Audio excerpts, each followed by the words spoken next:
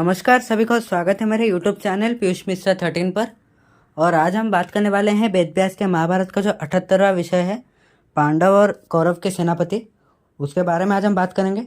उससे पहले please channel को सब्सक्राइब कर दीजिए और सब्सक्राइब बटन के बगल में जो बेल आइकन है उसको भी प्रेस कर दीजिए ताकि मेरे वीडियोज़ को नोटिफिकेशन आपको बिल्कुल टाइम पर मिल जाए। और वीडियो अच्छा लगे तो लाइक कीजिए और शेयर भी कीजिए आपके फ्रेंड्स और फैमिली के साथ ताकि हमारे चैनल ग्रो कर सके। तो वीडियो को शुरुआत करने से पहले मैं बता दूं कि पिछले वीडियो में क्या हुआ था। थोड़ा सा टाइम लग गया नेक्स्ट ये वीडियो आने में क्योंकि मेरे हाफ ईयरली एग्जाम्स चल रहे थे तो थोड़ा टाइम हो गया। तो चलिए पिछले एपिसोड में क्या हुआ था कि हमने जाना कि किस प्रकार कर्ण की बातचीत हुई थी, वार्तालाप हुई थी कुंती के साथ, और कर्ण को अपने जन्म रहस्य के बारे में पता चला था, वो श्री कृष्ण ने भी बताया और वहाँ पर कुंती ने भी उसके बारे में एक और बार बताया था। और चलिए अब शुरुआत करते हैं आज के विषय की। तो कृष्ण उपप्लव्य पहुंचने के पश्चात उन्होंने पांडवों के साथ बहुत समय तक वार्तालाप किया।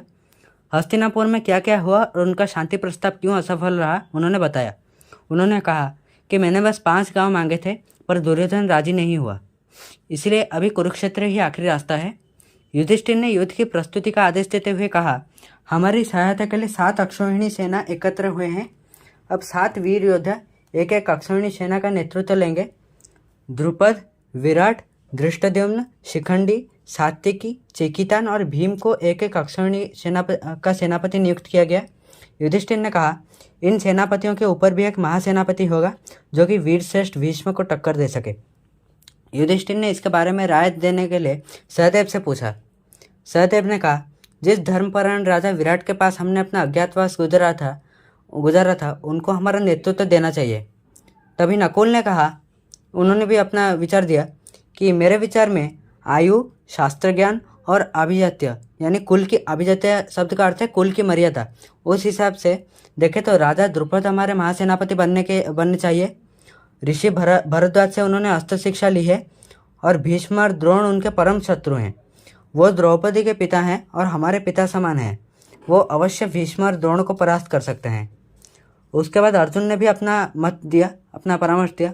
उन्होंने कहा कि राजा द्रुपद ने तपस्या करने के बाद द्रोणाचार्य की हत्या के लिए उनको एक पराक्रमी योद्धा जो मिला था वो थे धृष्टद्युम्न ने जन्म लिया था जब राजा द्रुपद ने तपस्या किया था, और उन्होंने सोचा कि वो सिर्फ धृष्टद्युम्न ही भीष्म को रोक सकते हैं और हमारे सेना का नेतृत्व लेने के योग्य हैं।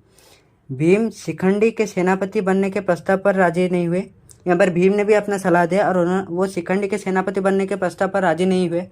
उन्होंने कहा, शिखंडी भीष्म के वध के लिए जन्म हुए हैं। भीष्म परशुराम जैसे तेजस्वी है और उन्हें कोई परास्त नहीं कर सकता। उन्हें परास्त करना मुमकिन ही नहीं, उनका वध करना होगा और वो किसी भी रास्ते से हमें वध करना होगा उनका। तो इसी प्रकार सबका मत अलग आने के कारण युधिष्ठिर भी चिंता में पड़ गए, इसलिए उन्होंने श्री कृष्ण की ओर देखा। श्री कृष्ण ने कहा, सेनापति पद के लिए जिनका नाम लिया गया वो सब उसके लिए उपयुक्त है, मतलब जो 7 अक्षौहिणी सेना के लिए जिनको भी नेतृत्व देगा वो सब ठीक है। पर और सब सोचने के बाद मुझे लगता है धृष्टद्युम्न को महासेनापति बनना चाहिए।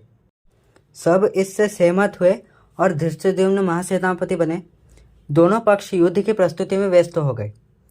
पांडवों की सेना ने पहले कुरुक्षेत्र में प्रवेश किया।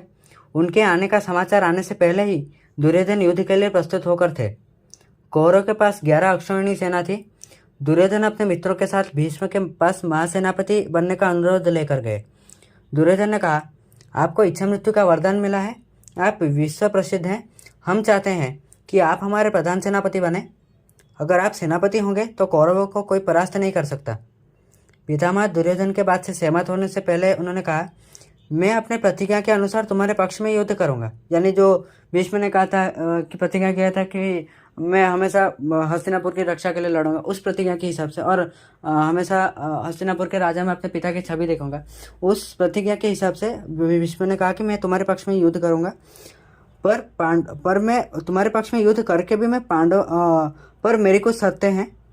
तुमको और पांडवों को मैं समान रूप से देखता हूँ, इसलिए मैं तुम्हारे पक्ष में भी युद्ध करके पांडवों का भला चाहूँगा और मैं उनका विनाश कभी नहीं करूँगा। पृथ्वी पर कुंतीपुत्र अर्जुन के अलावा कोई मेरे समान नहीं है। मैं प्रतिज्ञा करता हूँ, हर दिन मैं 10,000 सैनिकों को मारूंगा। अगर अर्जुन भी मेरे साथ लड़ेगा तब भी मैं अपना प्रतिज्ञा पूरा करूँगी, यानी मैं तब भी 10,000 सैनिकों को मारूंगा। पर मेरा एक और शर्त है कि मैं किसी भी पांडवों का वध नहीं करूंगा। और उन्होंने ये भी कहा, मेरा एक और शर्त है, शूतपुत्र कर्ण तुम्हारे प्रिय मित्र और सलाहकार हैं। उन्होंने हमेशा मेरे परामर्श का विरोध किया है, और जिस सेना का सेनापति मैं हूँ उस सेना में अंगराज करने के लिए कोई स्थान नहीं है। और ये सुनकर दुर्योधन बहुत चकित हो गए, पर शकुनी ने उनको रोका। और तभी कर्ण ने कहा, मैं भी गंगापुत्र के ध्वज तले युद्ध नहीं करना चाहता, और उनके मृत्यु के बाद ही मैं युद्ध में भाग लूंगा और अर्जुन का वध करूंगा। और वैसे भी कर्ण ने कहा दुर्योधन से कि जब तक पितामह है तब तक मुझे तो मेरी आवश्यकता भी तुमको नहीं पड़ेंगे। इसलिए भीष्म के वध के उनकी मृत्यु के बाद ही मैं युद्ध में भाग लूंगा और अर्जुन का वध करूंगा। इसी प्रकार युद्ध आरंभ होने से पहले पांडवों के पक्ष में एकता दिखाई दी, चारों ओर से उनके अंदर यूनिटी थी। और पर जबकि कौरवों के पक्ष में ये थोड़ी सी कड़वाहट थी। और युद्ध के पहले 10 दिनों तक कर्ण युद्ध से अलग रहे और भीष्म सेनापति बने। और युद्ध में क्या हुआ हम आगे उसके बारे में बात करेंगे कुछ चैप्टर के बाद। और भीष्म सेनापति बन गए। चारों ओर शंख, हाथियों और घोड़ों की आवाज़ सुनाई देगी, और इससे युद्ध का माहौल पता चला। विशाल कौरव सेना भी कुरुक्षेत्र की ओर बढ़ने लगी। तो आशा करता हूँ आपको ये वीडियो अच्छा लगा। छोटा सा वीडियो था, तो आखिरी तक जिन्होंने भी देखा उनको बहुत बहुत धन्यवाद। तो मिलते हैं नेक्स्ट एपिसोड में, पर प्लीज़ जाने से पहले चैनल को सब्सक्राइब करके जाइएगा। और वीडियो को आखिरी तक देखने के लिए बहुत बहुत धन्यवाद। और वीडियो अच्छा लगे तो लाइक भी कर लीजिएगा और शेयर भी कीजिए अपने फ्रेंड्स और फैमिली के साथ, ताकि हमारा चैनल ग्रो कर सके। तो आज के लिए बस इतना ही। नमस्कार।